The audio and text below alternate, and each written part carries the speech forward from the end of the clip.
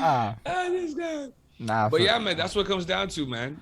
I Yo, was. man, just shoot and kill it. I have a question though. So you come back in, you're doing your show, and then what's a hood to hood mixtape series? Because I know you said something like that earlier, and I Yeah, don't even know what so that is.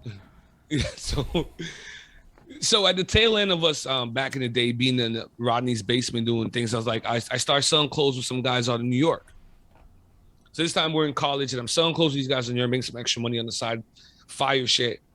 And I had this idea. I'm like, I tell Rodney, and this is before streaming. This is like a few years before streaming started. So we're still doing mixtapes hand to hand shit. So I say, yo, let's do a mixtape. And let me create a company with my dudes that I'm hustling to get in the States. And let's use the mixtape as a marketing tool for that company. And let me add an extra caveat to it. I say, okay, let me get every hot dude from around the city in our age group that we think is dope on the tape too. And let's collab on shit, especially East and West Side. And let's do that. At first, everybody thought I was crazy. At the time, I was 19. So people was like, yo, what the fuck are you talking about? But I eventually put it together. I had the first Hood to Hood mixtape had about 27 artists, 12 different producers from all over the city. Some guys have gone to win Junos, all kind of shit. But yeah, in their early beginnings, I had this, they had a guy like me, I went to the East. I've sat down in rooms with all bloods and got their best guy in my age group. I sat in rooms, got the Crips, got their best guy. And we did the track at Big Band Studios in Park X. I remember going to that session with Brick. Everybody brought their shooters. And I was like, okay, this is what I got into this for. This is hip hop. The fact that I was able to make money with these guys in the States, have this marketing idea by making this hood mixtape, but now I'm in the studio. You have Crips and Bloods in here, the best guys in my age group, and they're about to cut a track together that nobody has heard yet. This is all original shit. I was doing the Khaled shit at 19. No musical background. I have my brother and my cousin are popular DJs, but I wasn't there spinning tables. I just loved hip hop. I was like, okay, well, I love hip hop. My man raps. I'm selling clothes to guys in New York. Let me do a mixtape, promote the business, and let me get all my niggas on the tape together. So I got it tatted on my arm because it was a dope experience. And off of that, off relationships created starting back when I was 19. I work with the same producer, Black Star. Joe Black still produces for me. Friends with pretty much everybody on the tapes. As I said, producers have gone on to it awards. It's been a great thing. And it was just an idea. And I wasn't a music producer. Honestly, well, a music producer is an interesting concept because I'd argue you were a producer if you think about what a producer is. Yeah, some people have told me that. But what I'm saying is that I had to get the guy to do the Pro Tools. No, but what I mean is, that's not what that's an engineer. And this is a big misconception people have. You got to be. So I got to talk to one of the engineers that worked at Daddy's House. That's Bad Boy Studio back in the day. Yeah. So he broke down all kinds of roles and shit. Nah, a producer fundamentally is a decision maker. Now, what ended up happening is a lot of rappers allow their sound engineers to ultimately make the production choices. Yeah. So we got the nomenclature mad confused. But like, I'm an executive producer on my albums because I told the engineer what's up, and then he said whatever. But I was my decisions for the most part. Yeah. I would argue he's a co-executive producer because a lot of shit that was his decisions was cool. But like, nah, it wasn't about engineering. If you can be like, yo, make it go.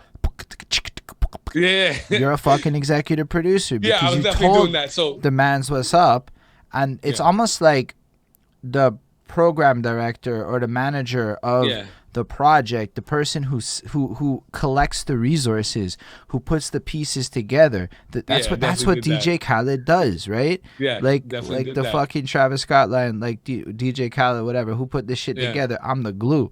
It's like that's the kind of vibe that it is, right? 19. That's a producer. 19, I was doing that. Without no background, anything. I just knew how to connect dots. But that shit's so important. But I wasn't even looking at it at that point. It wasn't until I got a little older. I was like, okay, this is an actual fucking skill. And then I went to McGill and I got my project management certification. I'm like, say a word. Mans has a project management certification. I fucks with that so heavy. I got it just for fun. No, but I actually do use that. I work for my brother-in-law as well. But yeah, I did it at 19. I wasn't even thinking what the fuck I was doing. I was just like, yo, my man Rodney raps, Big Brick raps. A couple of my niggas are dope. I'm friends with everybody in all the boroughs. I think I could pull this off. And I remember it took me about 31 days working 19-hour days to put this shit together, because you have to get the different guys from different hoods, schedule the time, get them to go by Rodney's house to record. If we can't do by Rodney, then I got to find a studio, rent that out. 19 years old, by the way. I'm picking up guys in my sister-in-law's Tercel. I'm going to P9. I'm in Saint Michel 7th Ave. You know what I mean? I did tracks with B-Lo, Ro G, and Face on the same shit. Like, this all kind of hood shit. And I'm doing all these things as, yo.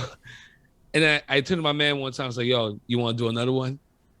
The abuse mentally and physically that you go through when you're trying to accomplish something, it's a whole different fucking vibe.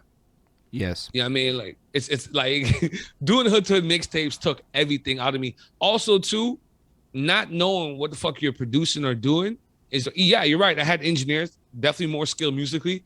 But yeah, I was guiding them like, okay, these are the skits. Okay, I already cut the skits. Okay, we're going to do this track. Like, I was piecing that. Yeah, that's a producer. And that's what I mean. Like, because, yo, I'm talking to this kid even, and his dream is to be a producer. Like a Dr. Luke fucker, or like, you know, people criticize Dr. Dre a lot because he might not have done all the actual work, but he made the decisions, thus he's still the producer. And those is hard. Those impact, you know, the end product anyway, right? And plus, two, as a producer, I chose all my pieces. I chose from the beat makers, like dudes made, most of the beat makers made those beats specifically for that mixtape with no money. The only money I got was a couple of my friends collectively put money together to press the mixtape. But nobody tried. People just did it because I was able to sell the project better than everybody else. Do these tapes still exist? Do you have like? Yeah. I can show you. I would love to. I also acted on the skits on the mixtape. We wrote a script to the skits on the mixtape. That's amazing. And then me and my friends, we acted it out, and then we put it on the mixtape. And so if this is you in 19, that would make this, what, 2005-ish? 2006? Yeah.